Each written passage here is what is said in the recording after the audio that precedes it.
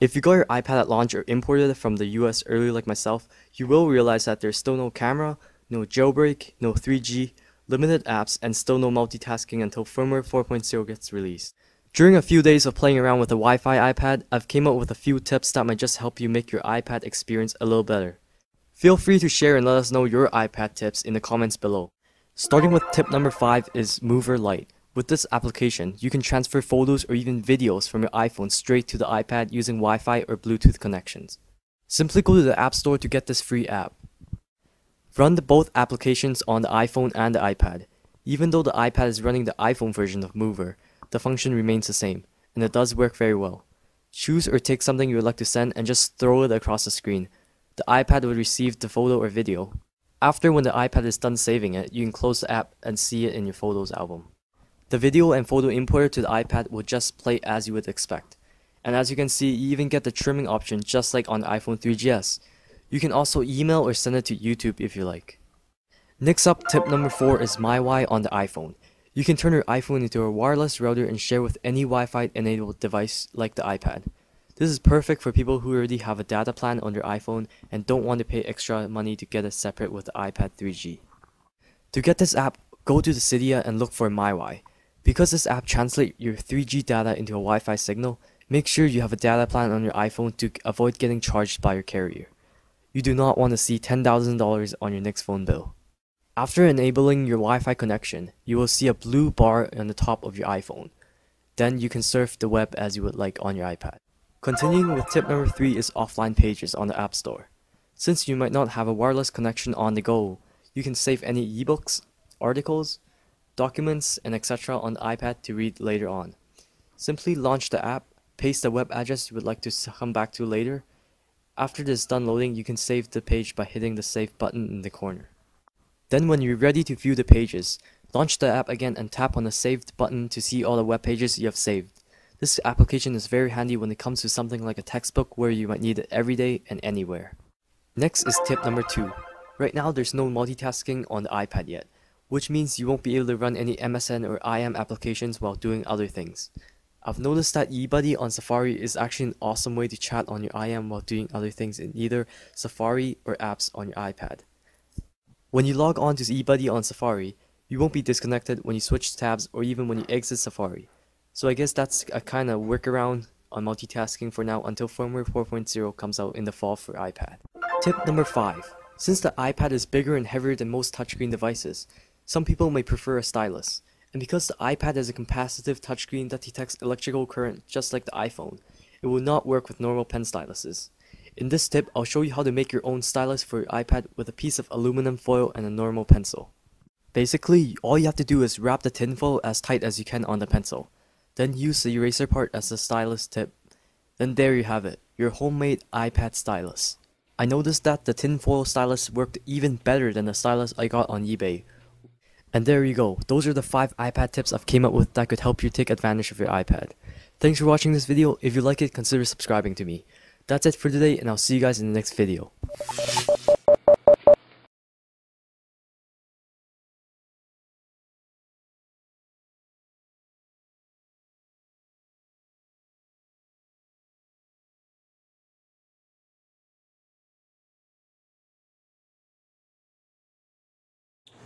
Okay, today I'm going to show you how to download a library ebook directly onto your Kindle Fire.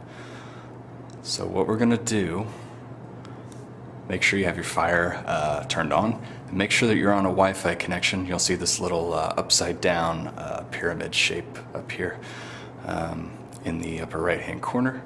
Open up the web browser and you want to go to the Wilmington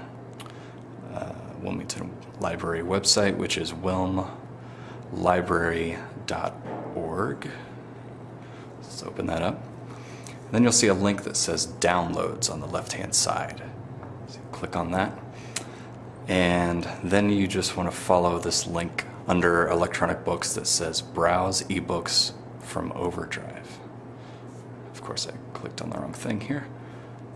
Here we go. So this will take you to the MVLC Overdrive page where you can browse and look for a book. So in this upper left-hand corner, you could just put in an author's name or the title of a book that you're looking for. Or further down on the left-hand side, you can look through genres of books. And you want to be careful that you're looking at ebooks and not audiobooks for this, because sometimes it can be hard to tell which is which. So just for demonstration purposes, I'm going to look at the currently available fiction to find something that is I know I can get right away. So if I open that up here, okay. So this gives me 45 results in fiction for Kindle books that are available. So not too huge of a selection right now. But so here's a book, this Born in a Small Town. And you can see below the book, there's a link for the Kindle and a link for the Adobe EPUB. So since we're on a Kindle, we want to look at the Kindle link right here. And if it's available, it'll say add to book bag. If this book was checked out, it would say place a hold there. So you could be put on the holds list. So I'm going to hit add to book bag. Okay. And you could continue, you could check out multiple books at once, but I'm just going to get this one, so I'm going to go to proceed to check out.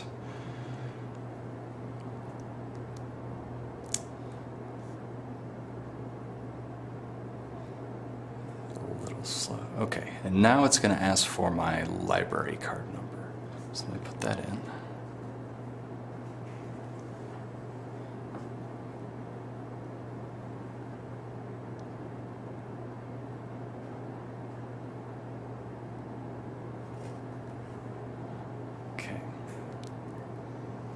And now what it should do eventually, it's going to take me over to Amazon.com, I believe, after this. Okay. So the default checkout period is 14 days. I'm going to shorten this to 7 days, just because, let's say I'm a quick reader, perhaps. Okay, so I confirm the checkout, and now I'm taken to the screen which says Get for Kindle. So I'm going to tap on that. And this is going to take me to Amazon.com, and I'm going to sign in here with my... Actually, I'm already signed in, but you would sign in with the account that you have at Amazon that's registered to your Kindle, right? Okay, so over on the right-hand side here, I see deliver to, my Kindle.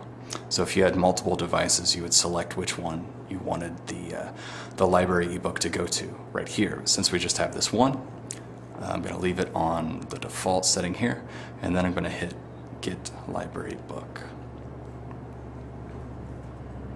Okay,